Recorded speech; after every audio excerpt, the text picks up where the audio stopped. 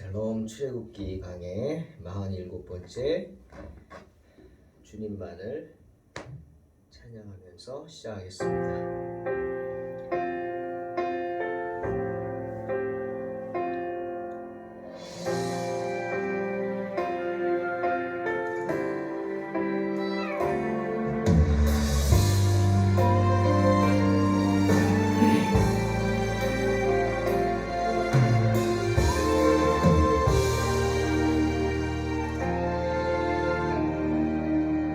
내게 생명을 주신 주님 한 분만, 내게 구원을 주신 주님 한 분만, 내게 하늘을 약속하신 주님을 사랑합니다. 내게 생명을 주신 주님 한 분만, 내게 구원을 주신 주님 한 분만, 내게 하늘을 약속하신 주님을 사랑합니다.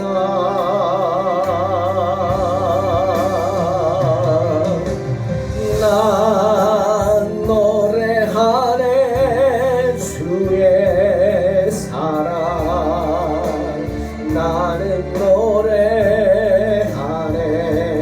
주의 영원하신 그 사랑을, 나는 노래하네.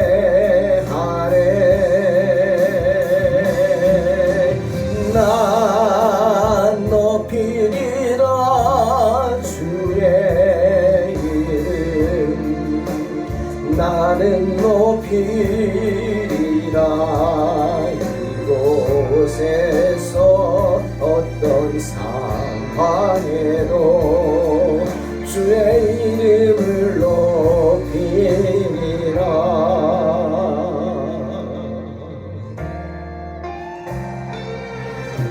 내 생명을 주신 주님 한 분만, 내게 구원을 주신 주님 한 분만, 내게 하늘을 약속하신 주님을 사랑합니다.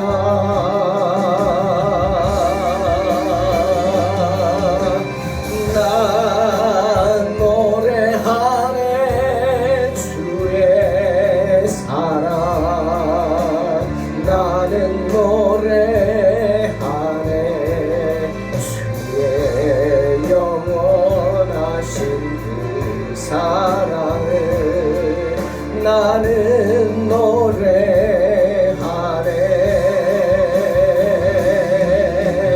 난 높이리라 주의 이름, 나는 높이리라. 이곳에서 어떤 상황에도 주의 이름을 높이리라. 난 높이리라 주의 이름, 나는 높이리라. 이곳에서 어떤 상황에도 주의 이름을 높이리라. 주님만을 사랑하리라.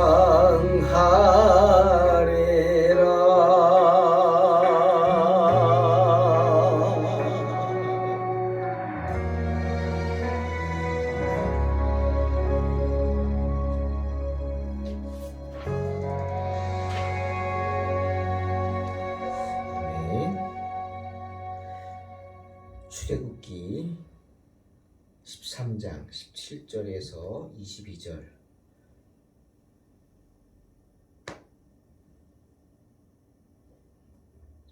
봉독합니다.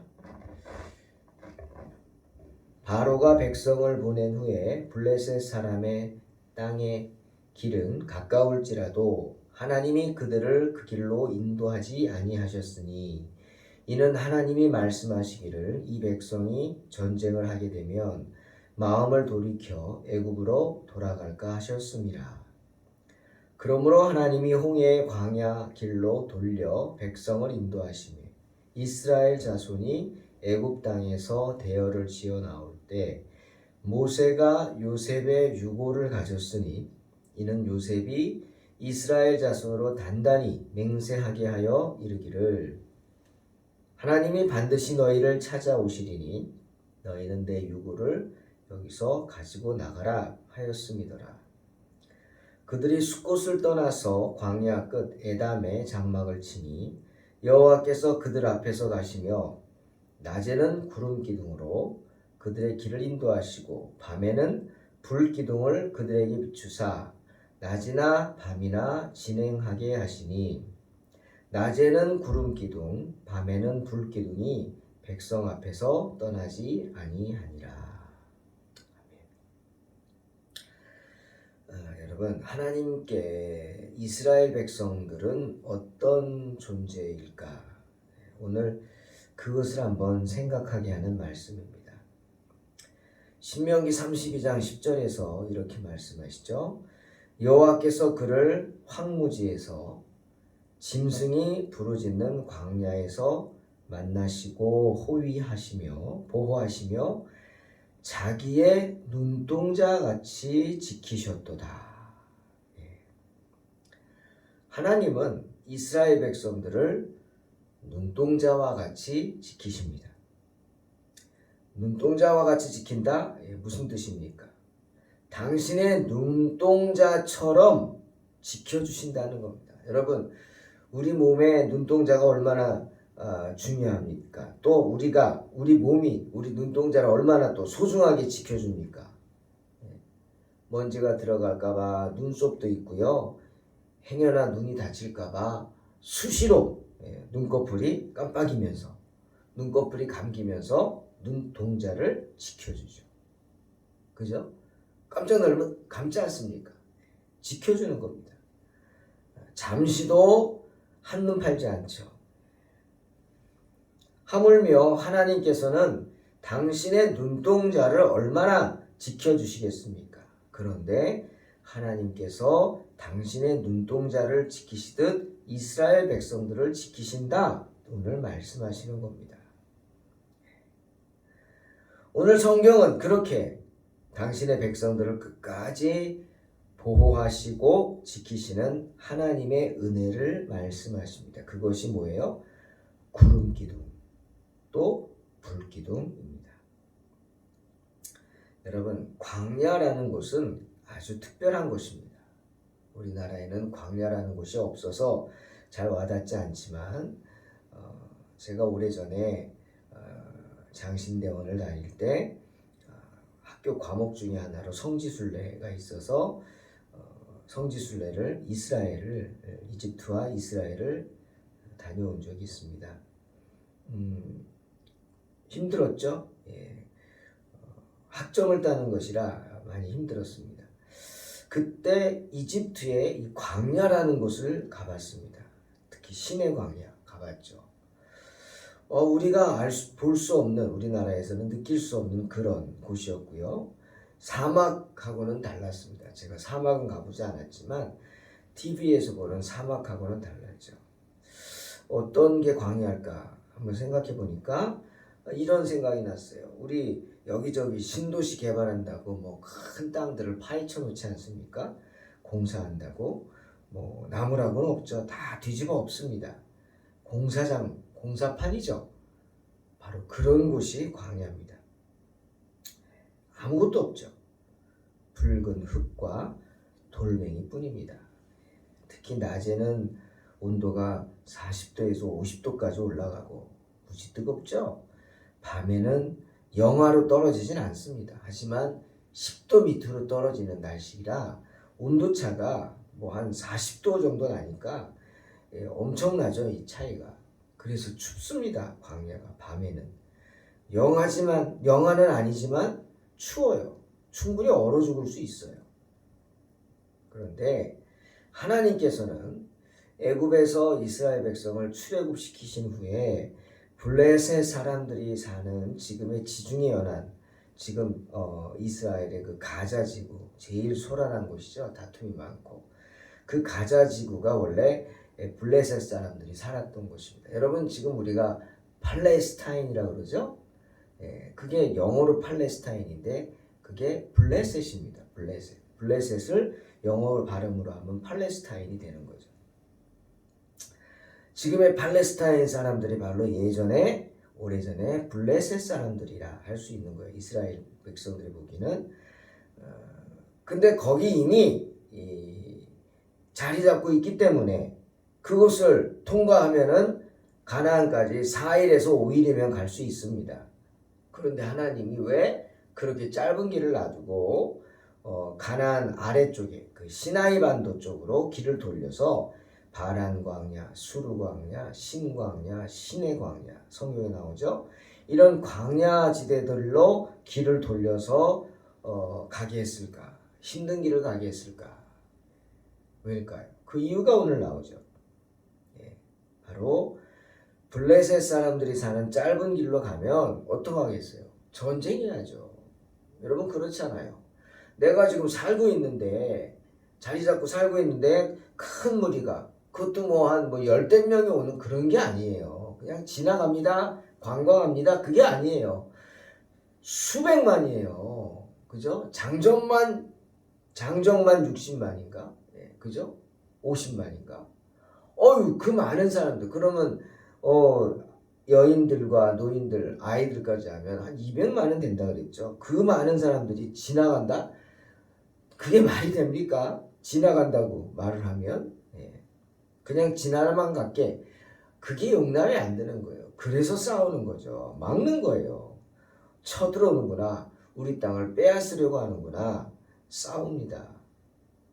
그런데 이스라엘 백성들의 숫자는 많았지만 430년간 노예 생활을 했어요.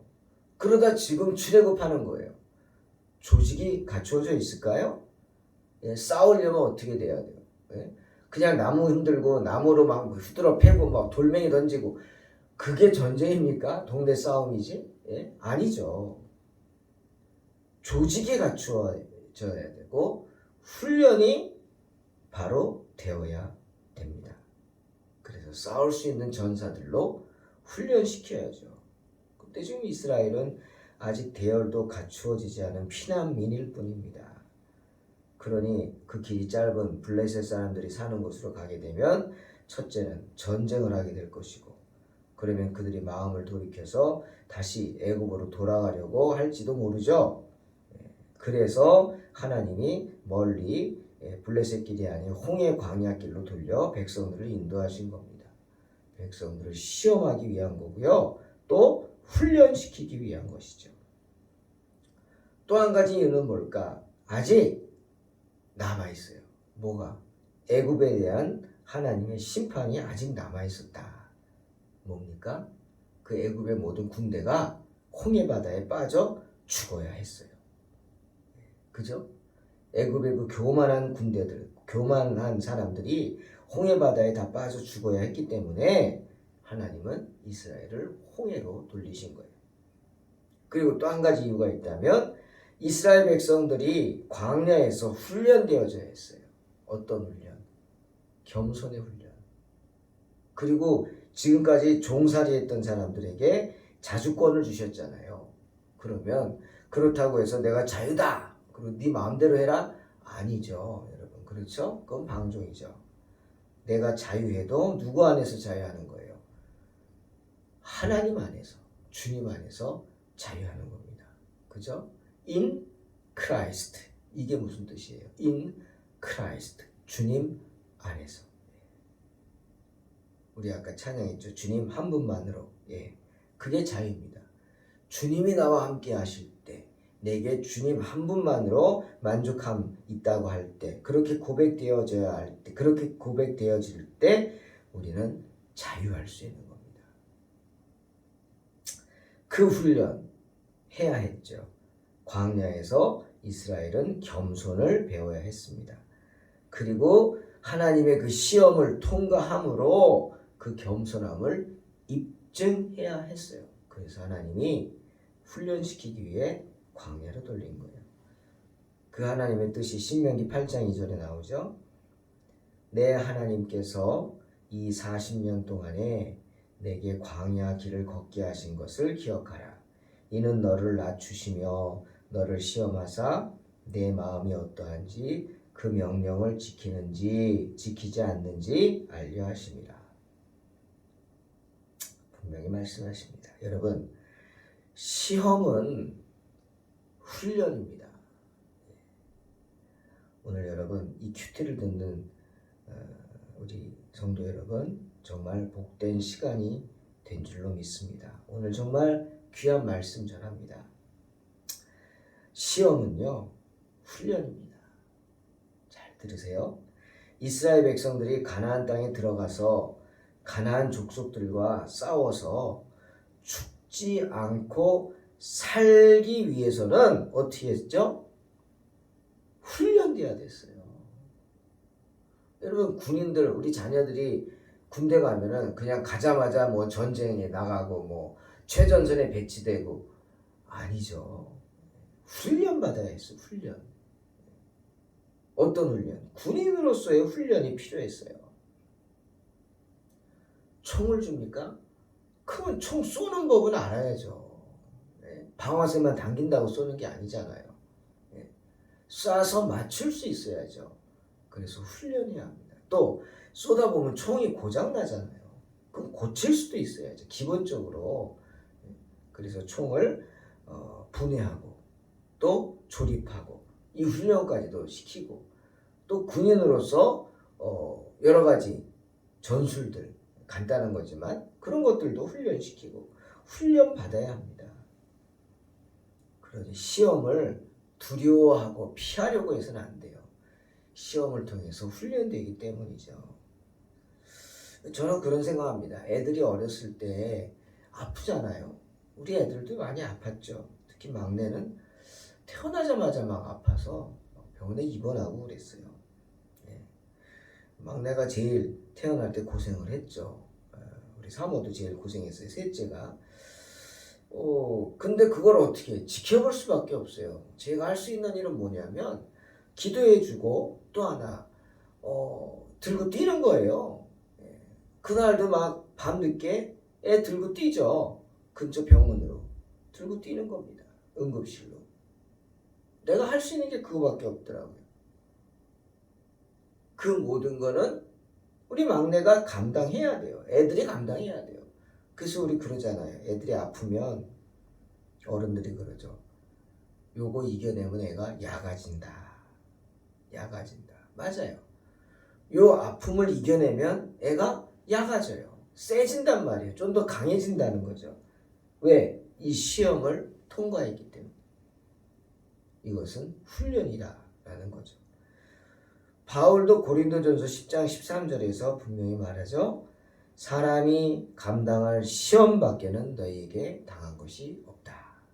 그러니 누구나 시험 당한다는 이야기예요. 하지만 누구나 시험 당하지만 하나님이 감당할 만한 시험을 우리에게 주신다는 거죠. 그리고 또 하나님은 미쁘사 너희가 감당하지 못할 시험 당함을 허락지 아니하시고 시험 당할 즈음에 또한 피할 길을 내사 너희로 등이 감당하게 하신다. 아멘. 말씀하십니다. 그러니 때론 시험으로 우리가 죽을 것 같다 그런 마음이 들기도 하지만 아닙니다. 절대로 죽지 않습니다. 주님이 시험에 빠져 죽지 않게 하시죠. 주님이 이겨내게 하십니다. 할렐루야.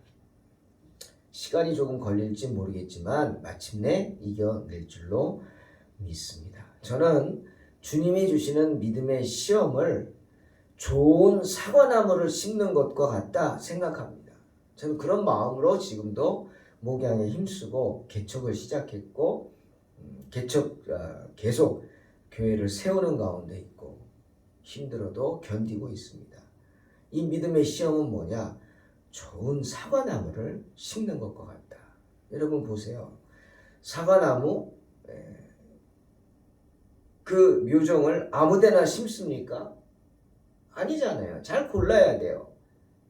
어느 지방은 이 나무가 잘 되고 어느 지방은 이 나무가 잘 되고 다 있어요. 땅도요.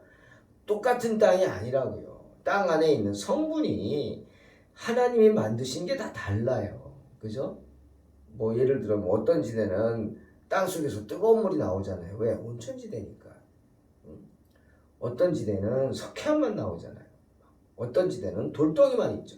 다 다르죠. 그 사과가 나무가 잘 자랄 수 있는 토양을 찾아서 심어야 됩니다. 그죠? 잘 심어야 돼요. 좋은 땅을 골라야 돼요. 그리고 깊이 파서 돌이 있다면 다 걸러내줘야죠. 왜? 돌이 있으면 뿌리가 내려가다가 걸리면 자라지 못하잖아요. 그 뿌리가 잘 뻗을 수 있도록 땅에 돌들도 잘 걸러내주고 때로는 깊이 파고 거름도 주면서 돌봐줘야 돼요. 여러분 사과나무 심었다고 해서 내년에 바로 열매가 나나요? 아니잖아요. 네? 애들도 압니다. 시간이 걸리죠. 시간이 걸려요. 마치 애가 태어나면 바로 뛰고 말하고 그런 거 아니잖아요. 네. 기구, 뒤집기부터 하죠. 뒤집고, 기구, 안고, 그리고 걸음마하고 이런 과정이 있잖아요. 또 막 옹알이 하다가 한두 마디 하다가 말도 배우고 이런 것처럼 나무도 마찬가지. 나무도 시간이 필요합니다. 그냥 심어두면 잘 자랍니까? 안 되죠. 아이들 그냥 놔놓으면 끝납니까? 돌봐줘야죠. 나무도 마찬가지. 잘 돌봐줘야 돼요. 거름도 주고 물도 주고 해충도 잡아주고 정성껏 돌봐줘야 합니다. 네.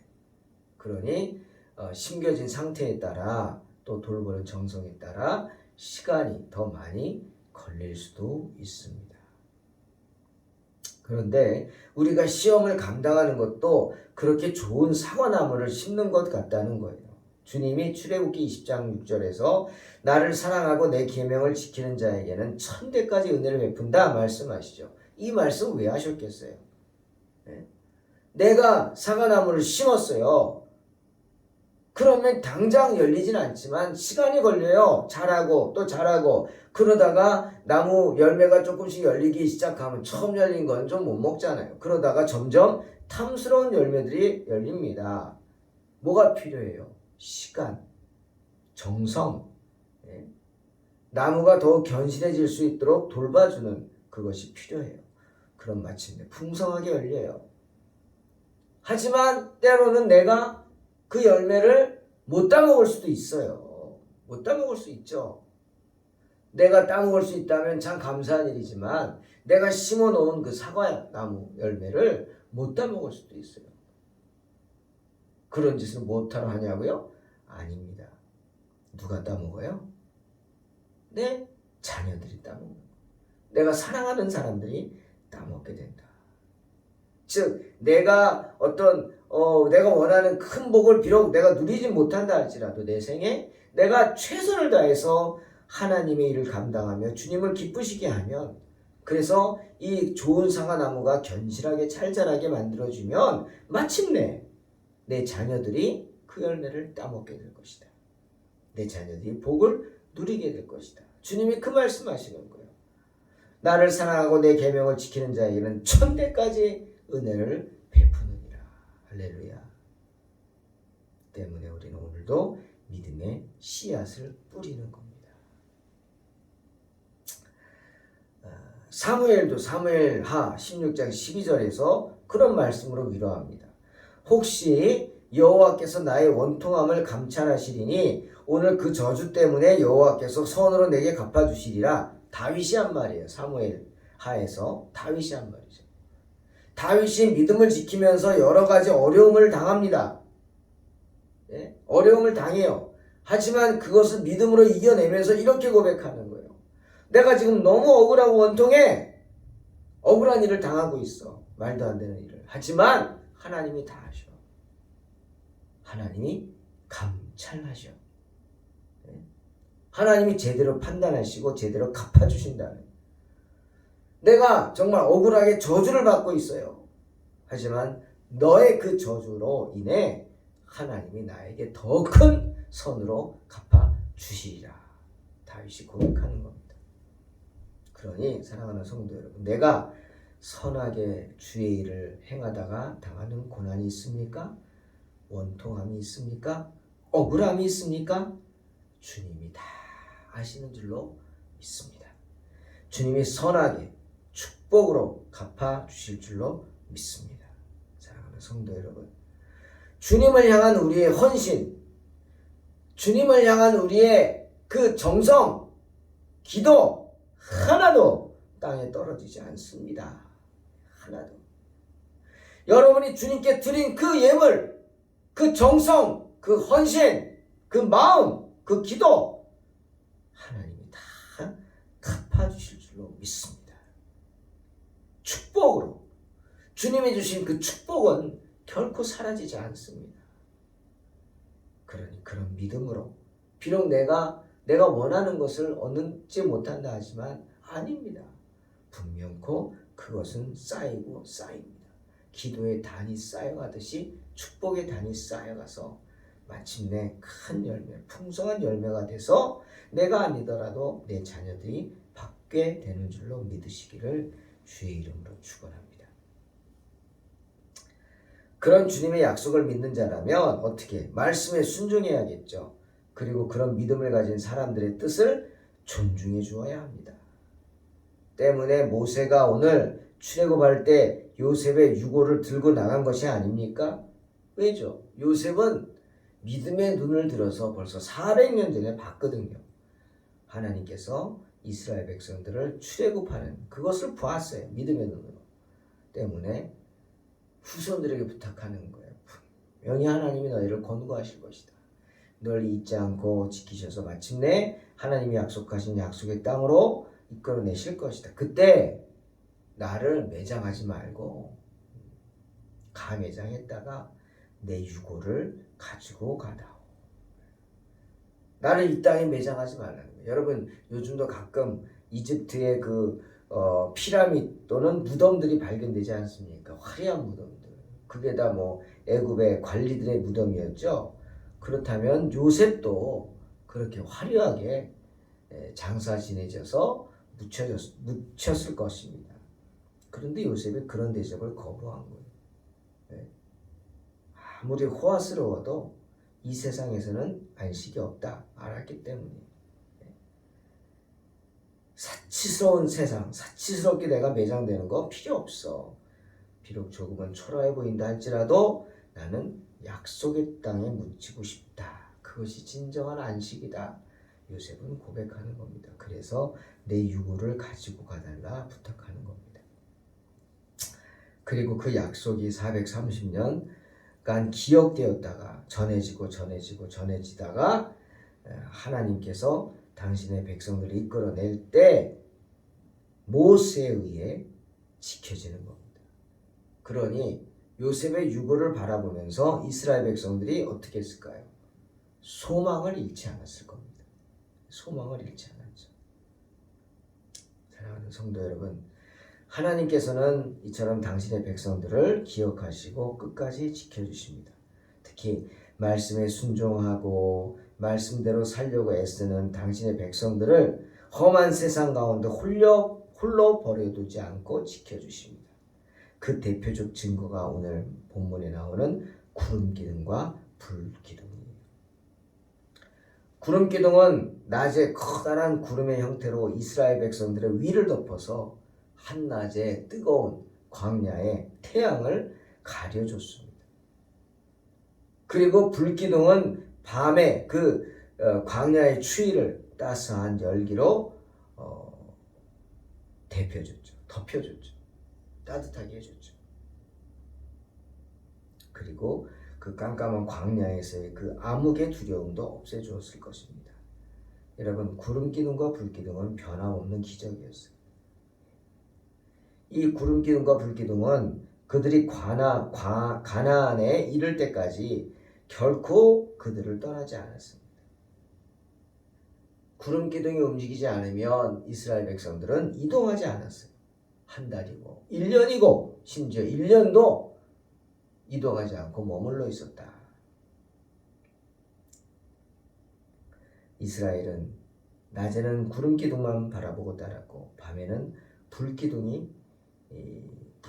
바라보고 따랐습니다. 그래서 광야에서 죽지 않고 살 수 있었던 겁니다.